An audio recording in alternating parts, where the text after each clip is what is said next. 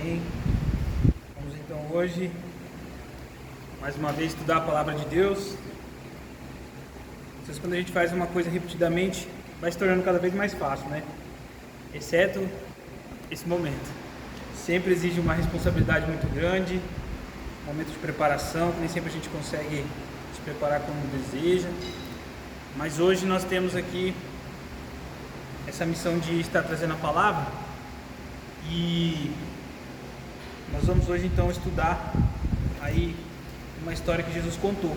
Mais uma vez eu venho aqui diante da igreja trazer estudo sobre uma parábola de Jesus. Gostaria que os irmãos abrissem aí Mateus 10:16 nas suas Bíblias. Mateus 10:16.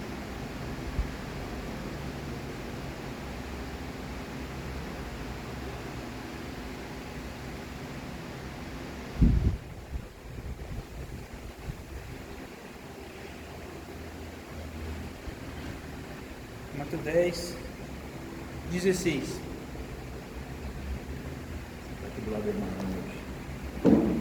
Diz assim: eis que eu vos envio como ovelhas para o meio de lobos. E vem a aplicação: sede portanto prudentes como as serpentes e simples como as pombas. Vamos orar mais uma vez? Senhor nosso Deus, nosso Pai, nós te agradecemos por estarmos na sua casa, Senhor. Aleluia. Por estarmos diante da tua palavra, como foi dito pelo pastor no início desse culto. É sempre um momento de aprendizado, é sempre um momento de ganho quando nós paramos para meditar sobre a tua palavra, seja como ouvintes, seja como estudantes, seja como ministradores. Ó Pai, a tua palavra nunca volta vazia, ela sempre traz algo ao nosso coração. Aleluia. Eu peço que assim seja nessa noite, Pai, mais uma vez. O Senhor conduza esse momento, que o teu Espírito Santo venha falar aos nossos corações neste encontro, Pai. Essa é a minha oração em nome do Senhor Jesus. Amém. Amém. Amém, irmãos. Comecei lendo esse texto, falando sobre a prudência, né? Sobre a astúcia. Mas eu queria começar hoje fazendo uma menção aqui sobre a data de hoje, né? Sobre o Dia dos Namorados, dia 12 de junho de 2024, data que aqui no Brasil nós celebramos o Dia dos Namorados. Eu queria conversar com os irmãos um pouco sobre a origem dessa data, como ela surgiu aqui no Brasil. Eu imaginei que o pastor saberia da história, de como ela surgiu no Brasil. Cerca de 80 anos, não é uma data tão longa assim para nós, mas eu quero falar sobre isso com os irmãos, para lá na frente a gente entender o que se aplica na nossa história de hoje, que nós vamos contar. Então, irmãos, os Dias dos Namorados tem que começar lá atrás, uma celebração ancestral que não se pode nem datar de quando ela surge, onde pessoas sacrificavam animais para a purificação do seu próprio lar. Então era um costume da época, lá nos primórdios. Não se sabe de onde surgiu, quem idealizou esse ritual, mas existia assim um ritual de sacrifício de animais para a purificação do ambiente familiar daquela casa. Quando o Império Romano está estabelecido, então, como nós já sabemos de costume do Império Romano, essas tradições o Império Romano sempre trazia por meio da sua cultura. Então, a partir da entrada do Império Romano, ele estabelece um lugar específico para esses rituais serem feitos, e ali eles colocam uma pitada da sua cultura. Um ritual desse deveria ser entregue a um deus romano, e o deus romano escolhido foi a deusa Juna, que era a deusa da fertilidade e do amor. Então passa ali então a ser estabelecido o dia 12, que seria no nosso calendário hoje, conversão, 14 de fevereiro, como a data para esse ritual ser feito, né? Em memória então da deusa Juna, a partir do momento então que o Império Romano assume ali as rédeas desse ritual. Acontece que Cláudio II, que foi um general romano, durante seu reinado, o Império Romano já havia ali se via ali em meio de rumores, em perigos, em possíveis invasões, perdia territórios, aqueles territórios que se desanexavam ali do Império Romano se tornavam inimigos. Então, esse general Cláudio II proíbe os casamentos. Homens não podem se dedicar à família, não podem se dedicar a uma esposa, aos filhos, porque eles precisam guerrear. Nós precisamos de soldado, não precisamos de pai nem esposo, nem e nem pais de família, nós precisamos de homens de guerra. Mas um bispo chamado Valentinos não cumpre a ordem desse general e passa a fazer celebrações de casamento às escondidas. Quando descoberto, obviamente, ele foi punido com a sua decapitação, e foi como se fosse uma celebração já no dia que já existia. No dia 14/2, ele então teve sua cabeça degolada, e lá no Vaticano lá existe um lugar lá que o crânio desse bispo, que se tornou santo para a Igreja Católica, chamado São Valentim, está lá até hoje, o crânio dele. Mas o fato é que dia 14/2 foi o dia da sua morte, e se nós trouxermos para o calendário atual, então ficou estabelecido então como o dia de São Valentim, esse dia. 1000 anos depois, surge um outro religioso na época, e dentre muitas viagens, doenças, ele retorna ao Império, a Roma, e o seu nome, quando ele sai de Roma, se torna Antônio. E vários milagres são atribuídos a este bispo, né, que morreu no dia 13 de junho. Então, dia 13 de junho, dia da sua morte, passa a ser então agora o dia de Santo Antônio para a Igreja Católica. E aí, como isso foi parar no dia dos namorados aqui no Brasil?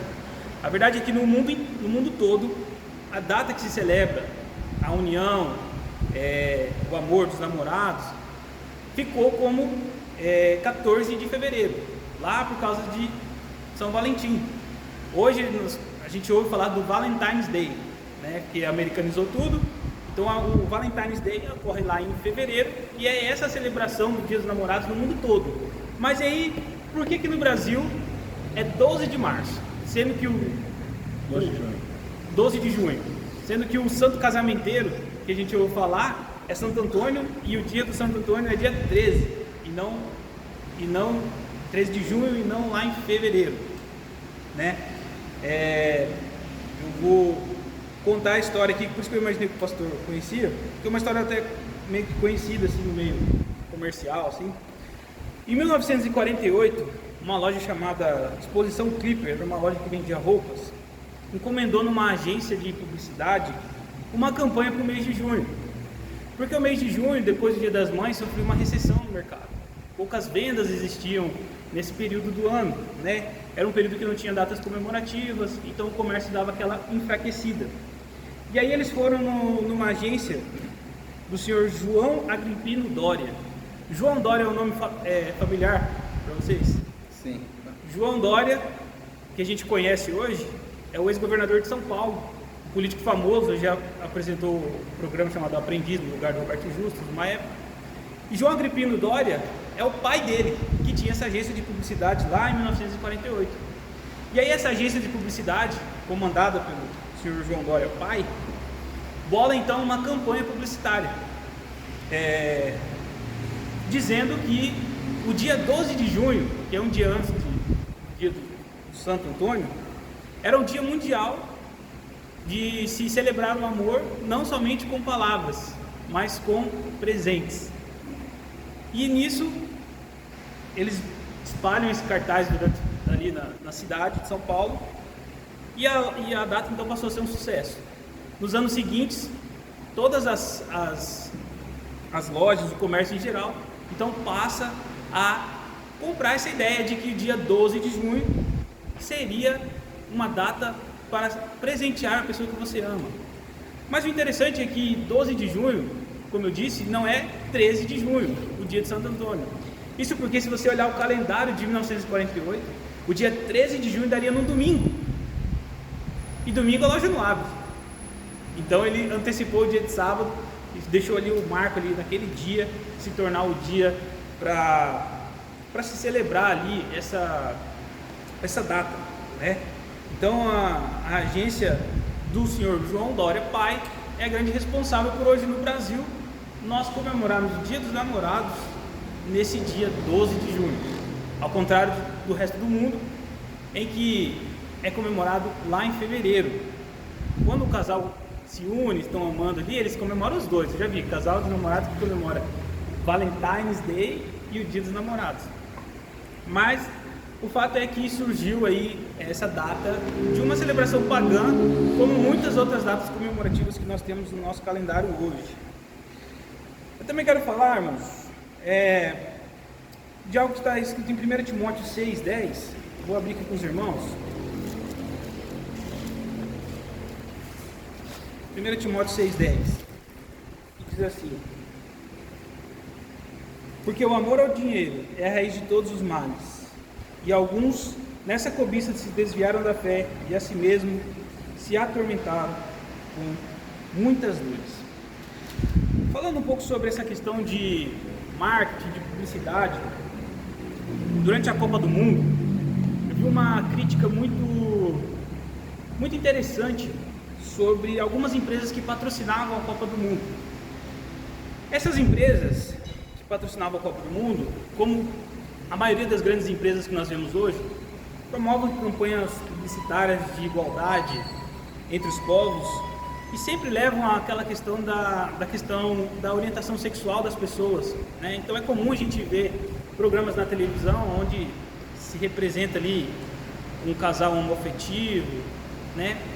No intuito de passar uma imagem de que aquela marca se preocupa com a igualdade de gênero, a igualdade social. Então se vende uma mensagem para um determinado público. Na Copa do Mundo, que aconteceu há 2 anos, foi jogada num país onde, por exemplo, os homossexuais têm pena de morte. Eles não são aceitos, eles não poderiam frequentar o estádio e demonstrar a sua orientação sexual em público, porque senão eles seriam detidos. Porque era um país extremamente islâmico e no islamismo isso não é permitido. Mas as mesmas empresas aqui no Brasil fazem campanhas publicitárias apoiando essa causa, também apoiavam o evento num país onde essa causa não existia nem discussão. Então eu vi uma crítica sobre isso, né? Porque se nós pararmos para pensarmos, todas essas grandes empresas, quando a gente olha uma propaganda que tem lá uma representação, esse exemplo que eu estou dando, por exemplo, de um casal homoafetivo, se nós usarmos a racionalidade, os irmãos acham que essas empresas estão preocupadas em ganhar dinheiro desse povo, ou de realmente comprar a causa deles, ou fazer uma ideologia dentro da sua casa? Será que não é a questão financeira que fala mais alto nessas grandes empresas, essas campanhas publicitárias, né? Isso acontece assim, de maneira muito fácil de ser visto, né? E as pessoas são manipuladas por isso. Nessa crítica que eu ouvi, dizia que essas pessoas, as pessoas homoafetivas, elas não têm a intenção de gerar uma família muitas das vezes, né? Para elas esse padrão familiar não existe. Então para elas sobra mais recursos, porque ela não tem o sonho de comprar uma casa, educar filhos, juntar ali uma família. Então ela vai gastar com viagens e consumo. Por isso essas pessoas são tão visadas por essas empresas, por essas grandes marcas. Mas o que isso tem a ver com o nosso texto? Vai ficar mais confuso ainda quando eu ler o texto da noite, que é Lucas 16. Vamos ver o que Jesus conta nessa parábola. Isso aqui é apenas uma introdução, lá na frente vai fazer sentido, garanto. Então Lucas 16,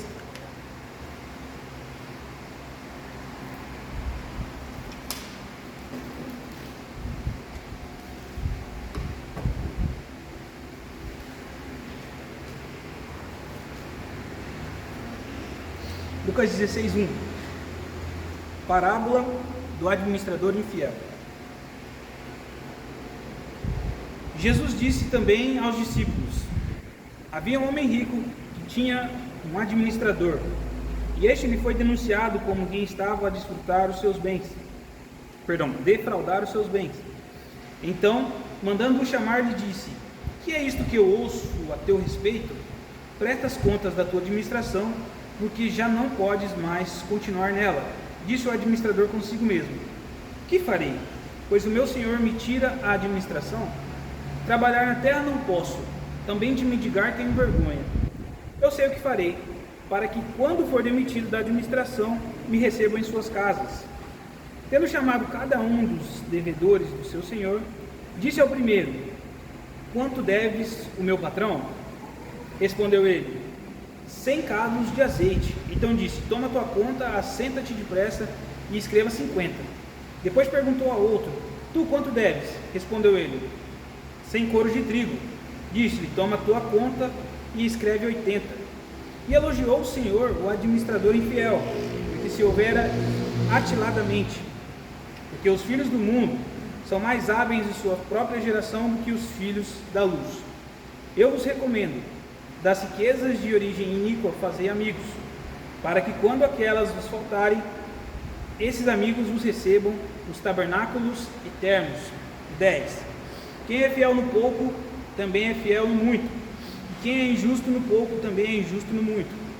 Se, pois, não vos tornastes fiéis na aplicação das riquezas de origem justa, quem vos confiará a verdadeira riqueza? Se não vos tornares fiéis na aplicação do alheio, quem vos dará o que é vosso? Ninguém pode servir a dois senhores, porque ou há de quem aborrecer-se de um e amar o outro, ou se devotará a um e desprezará ao outro. Não podeis servir a Deus e às riquezas. Amém? Uma parábola bastante desafiadora, falar sobre ela, né? Mas aqui, vamos falar um pouco sobre essa história que Jesus contou. Ele apresenta aqui dois personagens apenas: um administrador infiel e um homem rico. Sobre esse administrador infiel, vamos tratar ele agora de o administrador. Nós podemos ver que o seu caráter não era bom, tanto que ele vinha de ser acusado de não estar, de estar desperdiçando o dinheiro desse homem rico, do seu senhor, né? Então, nós podemos já ver aqui que antes mesmo dele bolar esse plano que ele bolou aqui, ele já estava em maus lençóis aqui diante dessa administração, né? Não trabalhou bem com os recursos que a ele foram confiados. Então, ele tinha ali uma grande responsabilidade e não estava trabalhando da maneira correta, né? Aqui nós não sabemos se ele era um esbanjador, se ele era um ladrão, o que ele fazia com os recursos que foram a ele confiados. Porém, ele não tratou bem esses recursos, vamos colocar assim, né? E ao ser descoberto, então, ele tramou um plano ali para que após a sua demissão ele pudesse sobreviver. Nós vimos ali que ele fala: eu não consigo trabalhar no pesado e mendigar também eu não vou, tenho vergonha. Então ele bola ali uma estratégia, um plano para que nos próximos dias ali, pelo que a gente pode ler aqui, sua vida seria mudada, ele perderia seu emprego, provavelmente a sua casa, e ali ele então começa a bolar uma estratégia para sobreviver depois disso. E nós temos o segundo personagem, que é esse homem rico, que aparentemente ele era tão rico que ele não tinha muita noção de como andava suas posses ali, né? Então precisou de alguém, né? Aqui não fala quem, mas diz que o administrador falou para ele que ele foi, o senhor disse para o administrador que ele foi denunciado, né? Diante de uma denúncia, e isso chegou aos ouvidos dele. Então ele, a partir daquele momento só, ele foi perceber que algo não estava certo, através dessa denúncia. A relação dele com o administrador provavelmente viria talvez até da infância, porque era o costume da época, uma pessoa rica, de grande posse, chamasse uma pessoa de sua inteira confiança para entregar na mão deles os seus recursos, né? Então talvez seria um amigo da família, um amigo de infância. Mas o fato é que em algum momento da vida desse senhor rico, ele confiou nesse administrador, né, para ele comandar ali uma parte talvez das suas posses, né? Olhando bem assim o texto, dá a impressão de que eram várias posses, talvez esse administrador cuidasse de uma parte apenas ali daquilo que produzia esse homem rico, vamos colocar como um empresário da época, né? Então, se não fosse essa acusação, talvez pelo tamanho da sua riqueza ele nunca perceberia que algo estava errado com o que estava sendo feito ali com os seus recursos, né? Então ali o homem rico, ele dá um prazo, vamos dizer assim, eu falo assim: toma conta da sua administração, porque você não vai trabalhar mais comigo. E ali foi um erro, porque ele deu a brecha para essa estratégia que esse administrador teve. E qual foi essa grande estratégia?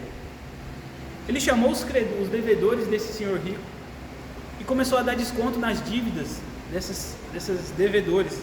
para que aquelas pessoas tivessem, vamos dizer assim, uma gratidão com ele, para que quando ele fosse ali demitido, saísse da casa onde ele morava, saísse dali, daquele ambiente que ele estava, ele não se encontrasse desabrigado, mas se ele batesse na porta dessas pessoas, que ele perdoou uma parte da dívida, ele seria, vamos dizer, pelo menos recebido, mas teria ali portas abertas, né? Ele bolou uma estratégia genial, se a gente parar para pensar. Ele foi muito astuto. E ali ele concede, nos dois exemplos dados, mas a gente entende que talvez foram vários os devedores que foram ali, ele mandou chamar, mas aqui na história relata dois. Ele deu, para aquele que devia 100 parte de azeite, ele deu um desconto de 50%. A conversão aqui daria mais ou menos 1 ano e meio de salário de um trabalhador. O de trigo, ele deu 20% de desconto, que devia 100, ele mandou e falou, risca aí, você só deve 80 agora. Isso daria 2 anos mais ou menos de salário de um trabalhador. Então não eram quantias insignificativas, eram quantias significantes. Mas aí nós temos um problema diante dessa história, por isso que eu falei que ela é desafiadora. Tem muitos entendimentos sobre essa história pelo que vem, o que Jesus diz a partir do verso 8. Vamos voltar lá no texto, verso 8, diz assim, ó: e elogiou o Senhor o administrador infiel, porque se houvera atiladamente, porque os filhos do mundo são mais hábeis na sua própria geração do que os filhos da luz. Diferente de outras parábolas, aqui esse homem rico, esse senhor, não é Jesus, não representa Jesus, assim como esse administrador também não nos representa, diferente, por exemplo, da parábola dos talentos, né? Onde o panorama é bastante parecido, né? Então assim, fica claro que esse dono puniria aquele administrador. Desde o começo aqui, esse cenário não muda, mas ele acaba elogiando a astúcia ou a sabedoria. Aqui na minha versão tem a palavra atiladamente, que na tradução original vem do grego phronimos, que quer dizer sagaz, cauteloso, prudente. O fato é que a atitude dele despertou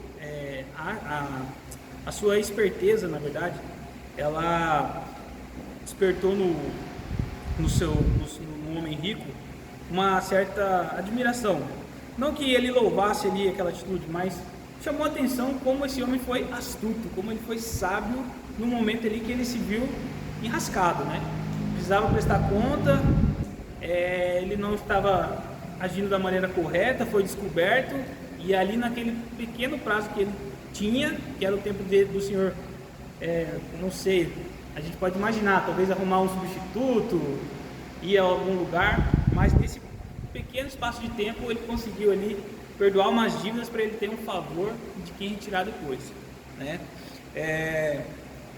Então essa inteligência desse homem, esse administrador, foi reconhecida pelo Senhor.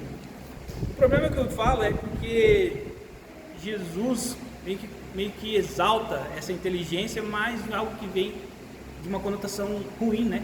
Por isso que a gente vai falar mais um pouco sobre isso. Nesse verso 8 aqui, Jesus faz um paralelo, quando Jesus diz assim: porque os filhos do mundo são mais hábeis na sua própria geração do que os filhos da luz. Aqui nós precisamos estabelecer aqui o contexto onde Jesus disse isso. Se você ir lá no capítulo 15 é a parábola do filho pródigo. Antes da parábola do filho pródigo, da dracma perdida e da ovelha perdida, Jesus vem numa série de histórias. Das dracmas perdidas, das ovelhas perdidas, do filho pródigo, Jesus falava ali aos religiosos da época. Religiosos que não aceitavam, vamos dizer assim, um pecador entrar ali no meio. Então, o pecador é o perdido, Jesus ensina isso para eles. Ele fala sobre aquela família destruída, quando um filho vai e o irmão fica enciumado quando ele volta. Então, Jesus está falando para os religiosos da época. Porém, essa parábola, se os irmãos olharem bem o contexto, o primeiro versículo diz assim: disse Jesus também aos discípulos. Então essa parábola ela é direcionada aos discípulos. Talvez Jesus estivesse ali no mesmo ambiente, mas agora ele se dirige aos discípulos, ou seja, ele está falando para os seus, né? Aí então nós podemos entender que essa parábola é para nós, né? Para nós, porque também somos de Jesus. Então fazemos parte desses a quem Jesus direcionou essa palavra. Mas Jesus faz um contexto aqui, um paralelo, perdão, quando ele diz que o mundo é mais hábil no seu planejamento, pode colocar assim, do que os filhos da luz, né? Então é como se ele falasse assim: os filhos do mundo, eles se preparam, né, para o conforto futuro, eles se esforçam para acumular bens, para acumular riquezas. Os filhos do mundo, eles se preocupam com isso, né, em não desperdiçar recursos, em como vão conseguir mais recursos. Enquanto os filhos da luz talvez deixam a desejar, né, com essa questão de administrar os recursos, né? Não se ajuntam o tesouro do céu como deveriam. Jesus adverte várias vezes sobre isso. Não se esforçam como deveriam nessa administração. Então, irmãos, essa história, ela fala sobre dois aspectos que se unem: sobre sabedoria, sobre astúcia, né? E sobre dinheiro, sobre bens, ou até mesmo sobre o que nós recebemos. Não necessariamente precisa ser dinheiro, mas se nós juntarmos esses dois aspectos, é como nós lidamos com o que nós recebemos, como nós agimos com os recursos que nós temos. E aí vem as nossas lições, que não são muitas, para essa história que Jesus contou. Então, a primeira lição é que o dinheiro é um recurso que deve ser usado para o bem dos outros. E aqui, como eu disse, a gente pode tirar a palavra dinheiro e colocar tudo que nós recebemos. Porque olha o que diz o verso 9. Jesus diz assim: e eu vos recomendo, das riquezas de origem iníqua, fazei amigos, para que quando aquelas vos faltarem, aquelas riquezas, esses amigos vos recebam nos tabernáculos eternos. O que os irmãos entendem por tabernáculos eternos? É o céu, né?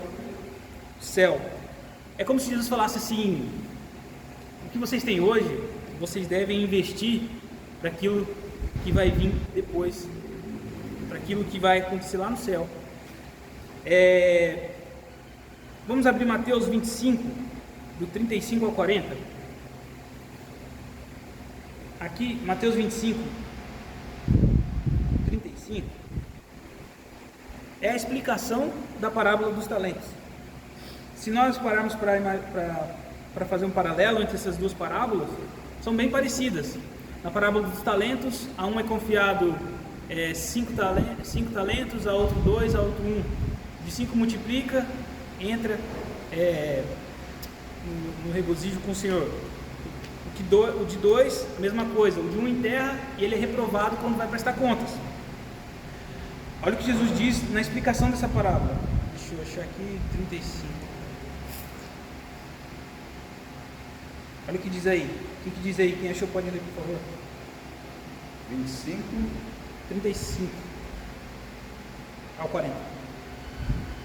Porque tive fome e deste-me de comer, tive sede e deste-me de beber, era estrangeiro e hospedaste-me, estava nu e vestiste-me, adoeci e visitaste-me, estive na prisão e foste-me ver. Então os justos lhe responderão, dizendo: Senhor, quando te vimos com fome, te demos de comer, ou com sede, te demos de beber? E quando te vimos estrangeiro e te hospedamos, ou nu e te vestimos? E quando te vimos enfermo ou na prisão e fomos ver-te? E respondendo o rei lhes dirá: em verdade vos digo que quando o fizestes a um desses meus pequeninos irmãos, a mim o fizeste. Amém. Não sei se da última vez ou da penúltima que eu tive aqui, eu falei de uma música que chamava Pequeninos, foi tirado desse texto, né, falando justamente sobre isso. Jesus explicando então sobre essa administração de recursos, ele fala que eu falo assim: o que a gente pode fazer para Deus? Né? Deus não precisa de nada de nós, né? Muitas vezes, como a gente pode servir a Deus? A gente falou isso numa outra época. Eu tinha até uma irmã que trouxe um estudo sobre isso uma vez, ela não está mais aqui com a gente nessa igreja, mas ela falou: como que a gente vai servir a Deus? O que Deus precisa de nós? Deus é dependente de nós em quê? Em nada. Mas nós podemos e devemos servir a Deus servindo ao nosso irmão. Quando nós servimos a nosso irmão, nós estamos servindo a Deus. O ministério aqui, seja qual for, nós estamos servindo a Deus como? Servindo a igreja. Seja num cargo ministerial, num cargo administrativo, né? Sempre cantando, louvando, ministrando a palavra. Nós estamos servindo a Deus, servindo aos irmãos, doando aos irmãos. E essa parábola, ela fala sobre isso, assim como a parábola dos talentos, né? Então, como cristãos, aí é uma parte mais prática, pegando isso que Jesus ensinou aqui. Nós, como cristãos, nós temos a obrigação de manter essa obra, e não somente com a nossa entrega física, mas nossa entrega financeira também, né? Muitas vezes eu vejo pessoas querendo discutir a questão do dízimo. Aí às vezes vejo que às vezes tem pastor que tem que se desdobrar ali, fazer um estudo. O pastor Godilei mesmo já trouxe estudo lá, que começa lá no Gênesis, né, pastor? Questão de dízimo. Irmãos, onde eu vejo que o dízimo poderia ser tratado até como uma questão moral no nosso meio, uma vez que nós usamos uma instalação que requer recurso financeiro para estar de pé, né? Nós temos aqui trabalho com crianças, nós temos as despesas do nosso tempo, nós consumimos água, energia, luz, nós precisamos de cadeira, nós precisamos de energia elétrica, nós precisamos de tantas coisas. Se todo mundo pensar e conseguir ali convencer uns aos outros de que o dízimo não é algo que deva ser praticado, como essa obra se sustentaria? Vamos dizer que ele não embate ali, uma igreja se divide, os irmãos que são contra o dízimo ganham ali a batalha, na outra semana essa igreja está de portas fechadas. E como ela se sustentará? E aí a questão financeira falando. Da mesma forma como nós estamos falando de recursos que nós temos, daquilo que nós temos, como administramos. Se Deus nos deu saúde, nós também devemos usar o nosso corpo, a nossa vida em trabalho dentro da casa do Senhor, né? Administrar o recurso não é somente os recursos financeiros, tudo aquilo que Deus dá. Se eu tenho a capacidade de fazer um estudo e extrair bons argumentos desse estudo, entender bem, e consigo replicar isso, eu preciso então passar isso para os meus irmãos também. Eu preciso assumir uma escola bíblica, né, uma sala de escola bíblica. Se eu tenho facilidade em cantar, canto bem afinado, no tempo, porque eu não vou então servir a Deus no ministério de louvor? Se Deus me deu essa capacidade, essa que eu citei agora, Deus me deu para mim, né? Então desse jeito eu não consigo servir a Deus, mas eu consigo tocando, consigo fazendo outras coisas. Então nós temos sempre algo a fazer dentro da casa de Deus. Então você fala assim, Deus precisa que eu faça o quê? Irmãos, dentro da casa de Deus nós podemos fazer de tudo, desde as coisas que requerem mais habilidades específicas ou aquelas que exigem menos, né? A gente pode parar e olhar quantas coisas simples nós podemos fazer dentro da igreja, né? Desde as mais complexas até as mais simples. O fato é nós administrarmos aquilo que Deus confiou a nós, né? Indo dentro dessa história que Jesus contou, como o administrador da parábola, que é esse administrador infiel aqui, nós podemos usar esses recursos que são a nós confiados para sermos generosos. Ele foi generoso, porém com a intenção errada. Nós já partimos da intenção certa do nosso coração. Então ali ele tinha posse de certo poder, e ele usou isso para benefício próprio, mas ele beneficiou outras pessoas também. Aquelas pessoas que deviam 100 e passaram a dever 50, ou que deviam 100 e passaram a dever 80, ficaram felizes da vida com esse administrador. Para eles era um administrador fiel, um administrador maravilhoso para eles, né? A questão é que ele tinha uma índole ruim, como eu disse bem no começo, né? Ele foi declarado culpado ali pelo seu senhor, e sua índole era ruim, seu coração era ruim. Nós partimos do princípio que nós temos a melhor das intenções, a intenção de servir ao reino de Deus. Então, nós devemos usar esses recursos para sermos generosos, né? E aqui ele fala de amizades, né? Jesus fala sobre essas amizades nos tabernáculos eternos. Nós podemos usar os nossos recursos financeiros e o que nós temos à disposição para ganhar a confiança das pessoas, dar um bom testemunho. É isso que Jesus diz aqui nessa questão de levar essa responsabilidade para além, quando ele usa essa metáfora de tabernáculos eternos, né? envolve tudo isso, a obra de Deus gerando um testemunho coletivo, que vai se expandindo e mais pessoas venham fazer parte do reino de Deus. Segunda lição. A primeira, nós estamos pensando no coletivo. Agora nós vamos pensar mais de maneira interior. Tudo o que temos perante a Deus, tudo o que temos pertence a Deus. E devemos sempre estar cientes de que somos apenas administradores. Já parou para pensar, né? Já viu o pastor falando sobre isso, né? O carro que você usa, você não vai usar depois que você morrer. A casa que você mora, depois que você morrer, outras pessoas vão usar. Talvez vai ser quebrada, ou vai ser ampliada, mas depois que você morrer, você não vai mais usar essa casa. Essa roupa você vai usar por um tempo.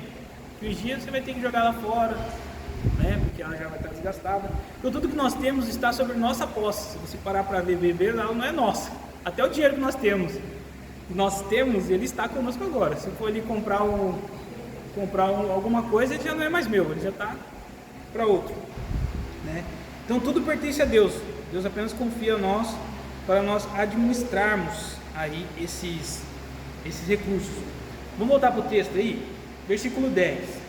Quem é fiel no pouco é fiel no muito, e quem é injusto no pouco também é injusto no muito. Você já ouviu alguém falar assim, ó, se eu ganhar mais, se eu ganhar um aumento, eu vou ser fiel a Deus no dízimo? Será que vai, irmãos? Será que vai?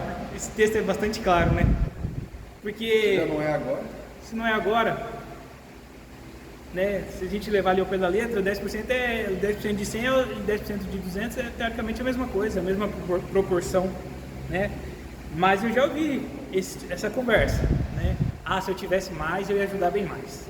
Ah, se Deus me desse mais, eu ia ajudar, eu ia fazer caridade, eu ia ajudar na igreja, dar uma oferta para a igreja. Irmãos, não depende do tanto que você tem, né? Não vai depender do tanto que você tem, depende do coração, né? A qualidade da nossa administração não se mede pela quantidade. Lembra da oferta da viúva? Se mede pelo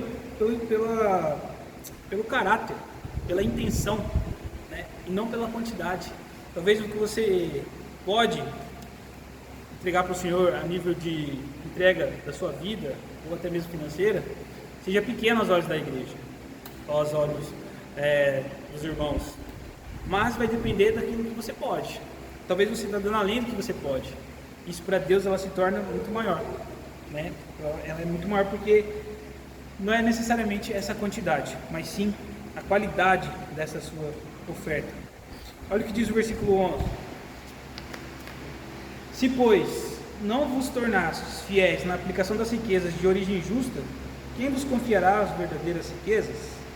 Então Deus não recompensa as pessoas que desperdiçam esse recurso. Então esse homem injusto aqui, esse administrador, ele não administrou bem os bens do seu senhor. Por isso ele foi demitido, ele foi condenado, né? Da mesma forma, Deus também confia nossos recursos, e como na parábola dos talentos, existe essa prestação de contas, né? Então a prestação de contas ela existe, daquilo que você tem, o que você fez com tudo isso. E o 12, versículo 12, estamos caminhando para o fim. Se não vos tornastes fiéis na aplicação do alheio, quem vos dará o que é vosso? Né? Tudo o que temos nos foi confiado e deve ser usado para a glória de Deus. Vamos abrir 2 Coríntios 4.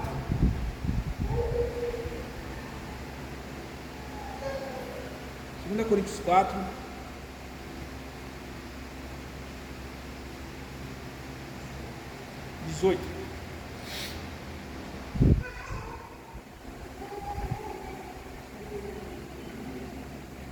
Não atentando nós nas coisas que se veem, mas nas que não se veem, porque as que se veem são temporais, mas as que não se veem são eternas.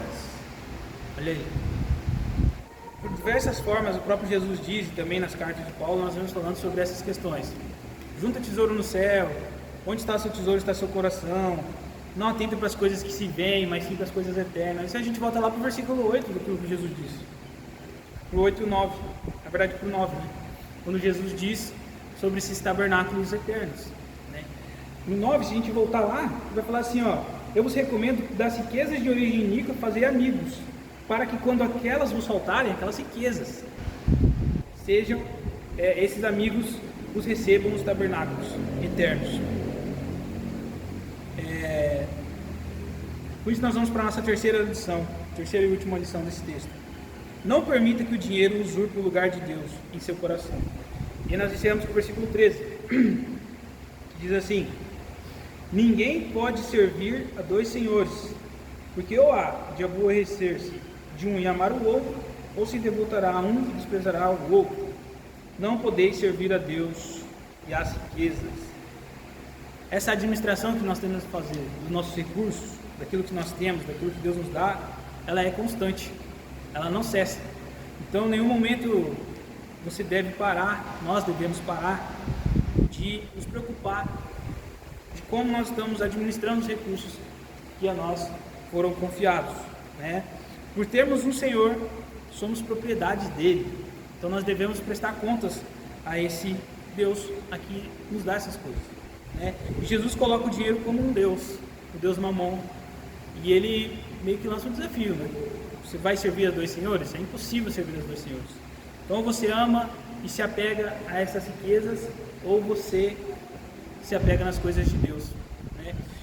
E por que nós começamos lá atrás falando dessa questão da publicidade, de como as pessoas bolam estratégias para ganhar dinheiro?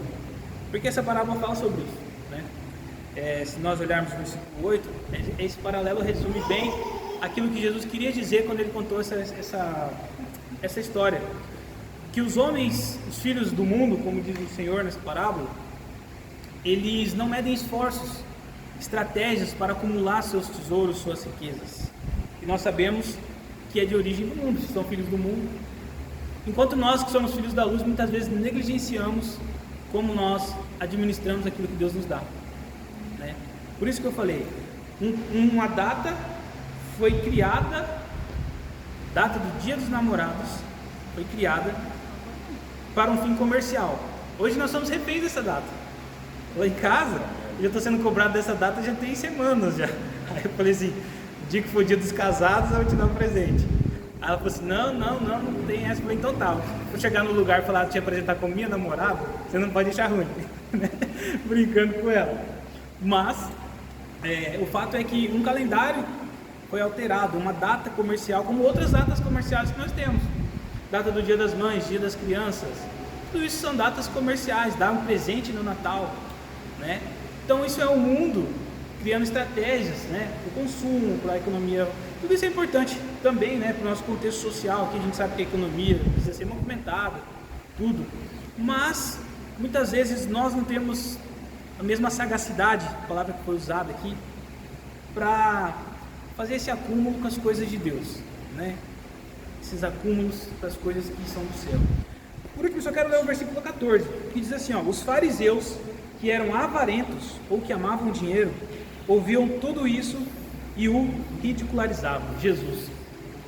Ou seja, para as pessoas que amam o dinheiro, que são escravas do dinheiro, que servem ao Deus Mamon, também essas palavras são palavras que geram zombaria, são ridicularizadas. Mas nós, enquanto filhos da luz, devemos prestar atenção e sermos responsáveis em administrar aquelas coisas que Deus coloca sobre a nossa face. Amém, irmãos?